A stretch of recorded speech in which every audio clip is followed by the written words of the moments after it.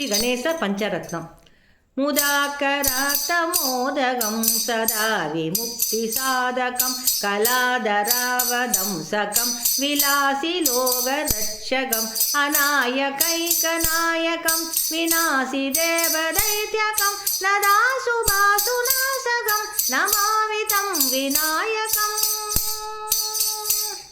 न तेदरादिभीकरं नवोदिदाकभास्वरं न मत्सुरारिनिर्जरं न तातिकापदुत्तरं सुरेश्वरं निधीश्वरं गजेश्वरं गणेश्वरं महेश्वरं तमाश्रये परात्परं निरन्तरम्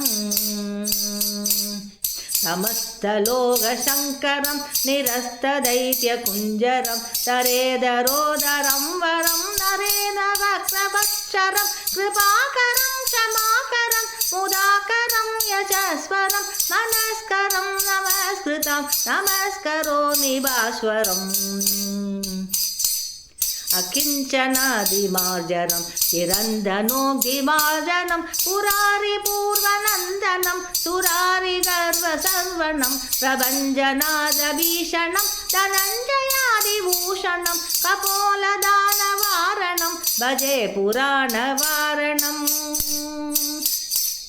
नितान्तकान्तदण्डकान्तिमन्दकान्तिकात्मजम् अचिन्तरूपमन्दहीनमन्तराय कृन्दनं कृतन्तरे निरन्तरं वसन्तमेव योगिनां तमेघदन्तमेव तं विचिन्तयामि सन्ततम्